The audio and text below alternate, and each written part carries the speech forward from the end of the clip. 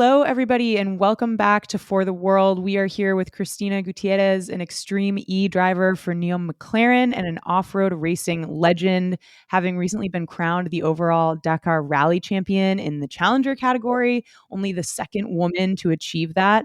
And speaking of Dakar, in your rally debut, you were the first woman from Spain to finish that race. So incredible, incredible accomplishments.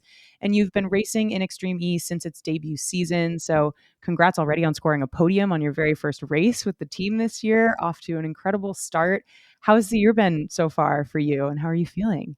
Yeah, first of all, thanks for the opportunity to speak with you. It's a pleasure, and for sure, it's been a life completely with a lot of races and a lot of competitions, and I'm very happy to live all the things that you mentioned before, because it's for example. To be a part of McLaren, Neo McLaren in Extreme is one of the best things that happened in my career, because it's one historic team in all championships. So for me, it was an amazing moment. And also this year with the win in Dakar, it was super amazing. So Yeah. a pleasure to be here with you and explain a little bit my little life. Well, we're so excited. And actually, let's rewind a little bit and talk about how you got started. We heard it was a passion of your father's, or motorsport was a passion of your father's, and that's how you got into it. Yeah. When I was 4 years old, more or less, super young, super young. My father loves the motorsport, but he couldn't race. He couldn't take an engine, a competition race car. So I think he loved to see his daughter doing the things that he couldn't. So from the beginning, I was asking all the time to my father, can I go to the motorbike? Can I go to the car? Because Oh, my big brother has a little motorbike in my home. So I always speak with my father, please, can I take the motorbike? And I was very, very little. So my thanks to my father to give me the opportunity to try from 4 years old, because sometimes I think about it and I said, maybe I am not going to do the same with my Or future daughters. old. Yeah. Because you think that it's very little, but for sure, if some one of my daughters or my sons in the future are like me, for sure, one of the best things is to make the dreams of your son come true. For example. Yeah. yeah, no, and look at how far it's taken you. That's incredible. What a sweet story. So let's talk a little bit about Extreme E. So you've driven in Extreme E since its debut. You've been a champion, so congrats on that. What made you make the switch to Extreme E? Did the mission-driven component attract you to the sport? What kind of caused you to go that path? Wow, I think when I knew about Extreme, it was before Extreme start. I knew that this championship is going to be like with something special. One of the things is because they mix the competition with two important for me things. That is the sustainability and the equality. Because in each race, normally we go to a race to places that they are affected by the climate change, and we make some different projects there in each region, in each country that we go.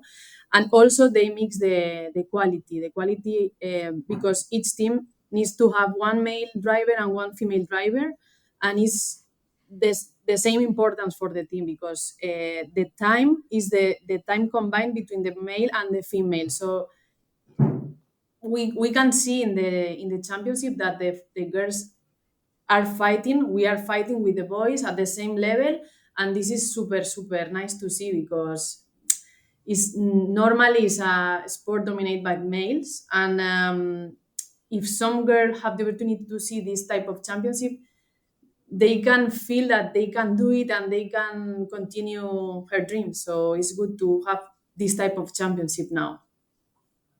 And are there any sort of legacy projects that you've been a part of that you're most excited or proud of? Yeah, for sure. There is the last one was one of the best ones, because we replant some corals in the sea in Saudi Arabia in the Red Sea. So we took a bottle of oxygen and we dive and we replant some Oh, that's corals. so cool. Yeah, and also I want to speak on this about McLaren because also they have projects restoring some zones in the Great Coral Barrier, and it's good to have this type of things and mix the sport, the competition, and also the this type of beautiful projects because if we don't know what happened in the outside, it's impossible to grow. No, so for me, it's very important to share the team and to share moments with these type of values. Yeah, that's one of our favorite things about Extreme E and that series is how mission driven and these legacy projects are really focused on actually leaving an impact going forward, not just there on the race weekend, but as you leave and as you carry forward. What other things, if there are any, do you hope that other series can learn from Extreme E? I feel like it's set a great example on so many things with the male and female driver pairing, like you talked about, the legacy projects. Are there any other things that you feel like other series can take from Extreme E?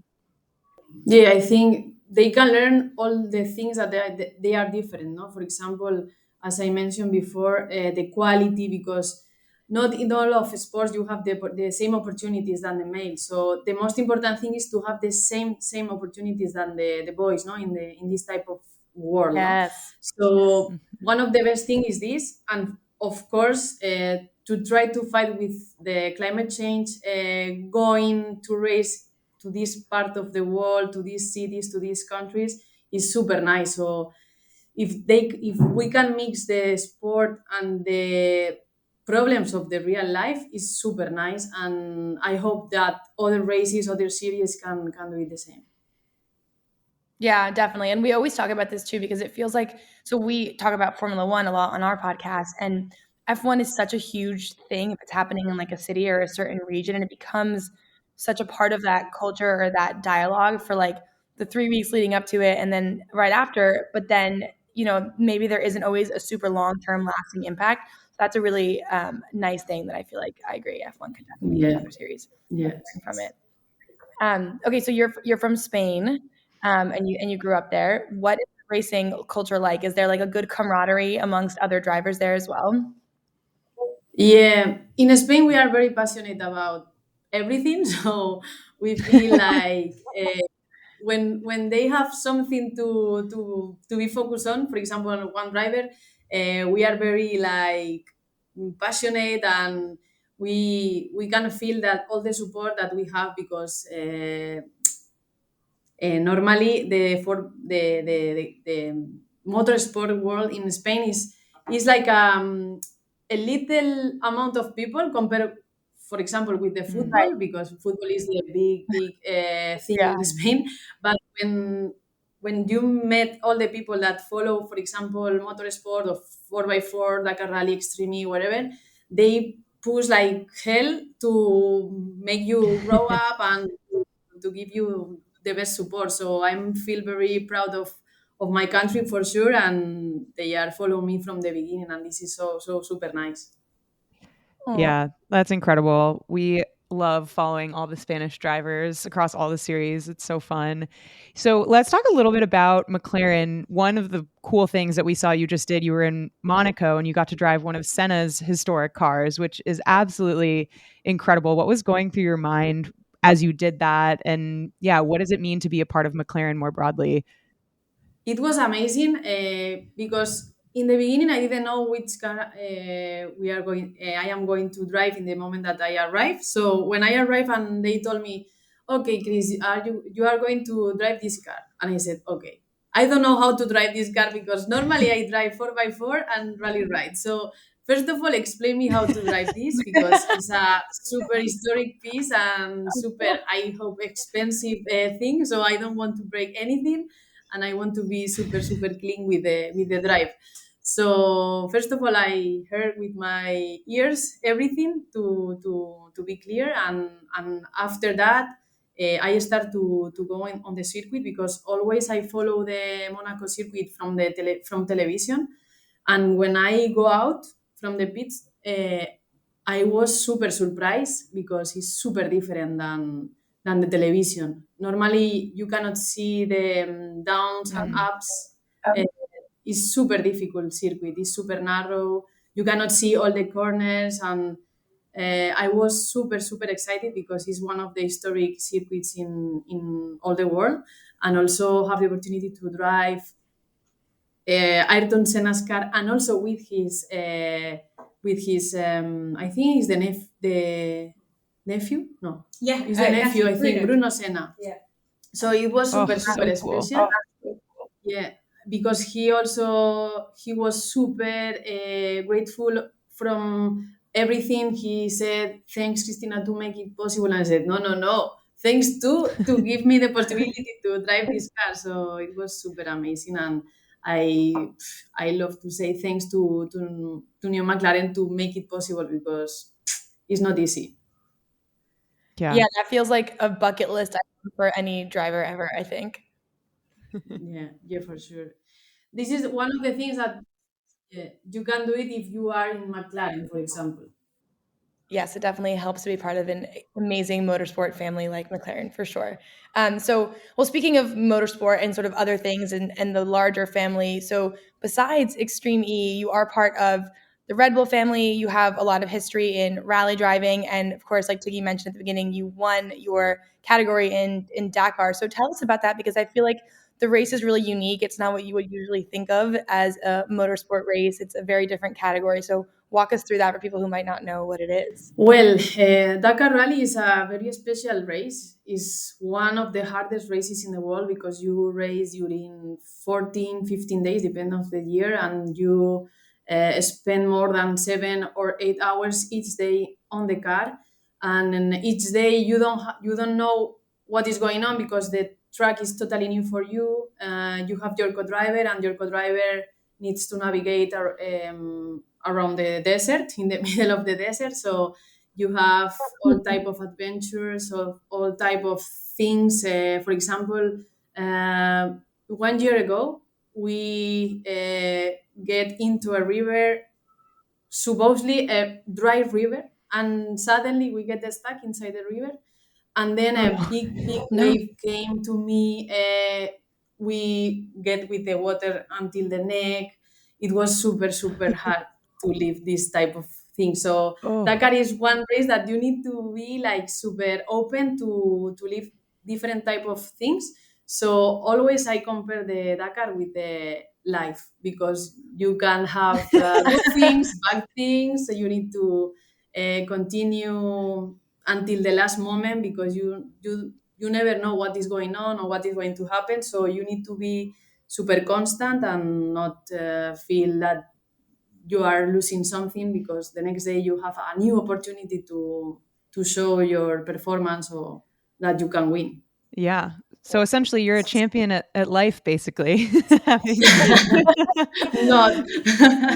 That's incredible.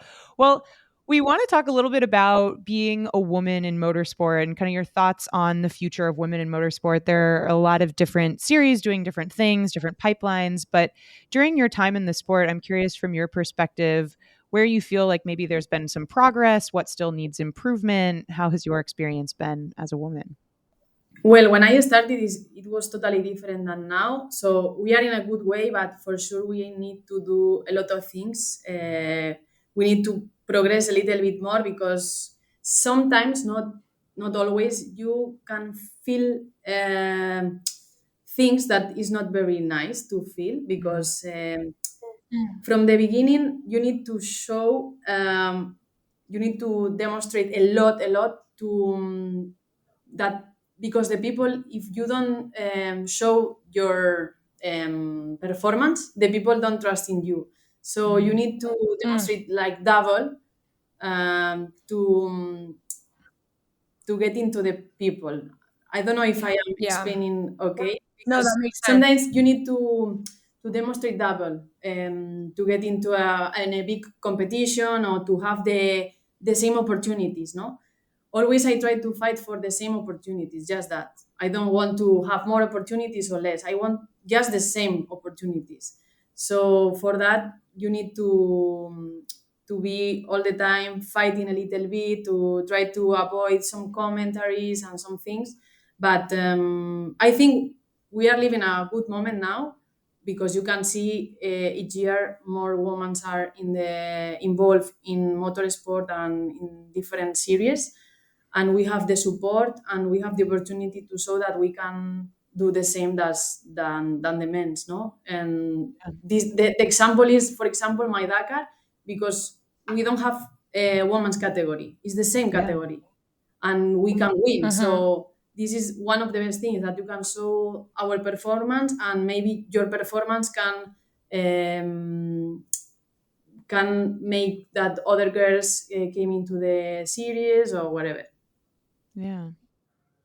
That's so beautifully put, and I feel like it is you articulated it so well because people sometimes have a hard time, and this is like for women in motorsport in general, and women in sports in general too. It's like you have just to get the same opportunity, you have to work twice as hard or prove so much more. Yeah, So that's like a huge kudos to you and how much you've been able to yeah. accomplish with how challenging it Yeah, really I is. think it's the same than a normal work. That normally, if it's a big work, and you need to demonstrate double to show to the people that I can do it. I can do it.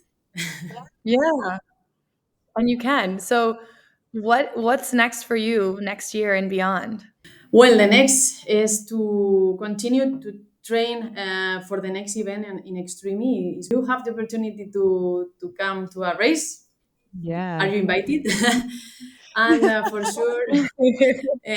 sure, also we are preparing the Dakar, because we pass to another category, a big one. So I am very happy to have the chance to continue driving, to continue growing up, and we'll see what happens in the future. Well, we're so excited to follow along. So many exciting things coming up. So before we wrap, we always do a little bit of rapid fire. It'll be super easy, nothing too hard. But just to start, what's your favorite race location that you've ever raced in? I think Greenland, the second season of Oh, Extreme, was super nice. Is there any race in your career that you'd like to relive and redrive? Maybe a Formula One race, but I don't know if I am too old to do this. no. You're due one day. Well, you did Monaco, so Yeah, that's maybe. cool. You're definitely not too old. We have Formula One drivers that are in their 40s, you know? They're Okay. doing the thing. So you're from Spain. What is your best hometown recommendation? That could be a restaurant, that could be a bar, a hike, anything, a park. I think in Spain the best thing is the food. So Yeah. whatever that you can eat there is going to be your best food in the world. So just go to Spain and eat something and your life will be Yeah, changed. just that. And go party a little bit. Yeah. And one thing that people might not know about you. That I am a dentist. Maybe you know, but before Yes. I started We to, knew that. We knew yeah. that. Ah, you We knew. knew that. Okay, so it's not very secret. But for our listeners, tell our listeners about that, about how you are a dentist, but also a race car driver. It's incredible. Well, because I start the competition at the same time that the university, so I never thought that I'm going to be a professional driver, because I knew that it's super difficult, and it's like, okay, it's my dream, but you never know, no? So I started at the same time the university, and when I was in the middle of the career, also I started to win some championship, and I said, no, I can stop the university. I need to finish, and then we'll see, no? So we spent a lot of time traveling and trying to share both things. Sometimes it was not very easy, but finally I Yeah. couldn't. I could, and we finished the studies, and I start working as a dentist, and continue driving, and it was crazy life. That's incredible. You can do it all, folks. That's awesome. Well, Christina, thank you so much. This was so fun for us to get to know you a bit more, and we're wishing you luck in Scotland and beyond. And hopefully, we'll catch you at one of these races. Thank you so much. Thank you so much. A pleasure. And hopefully, we will speak again. Yes.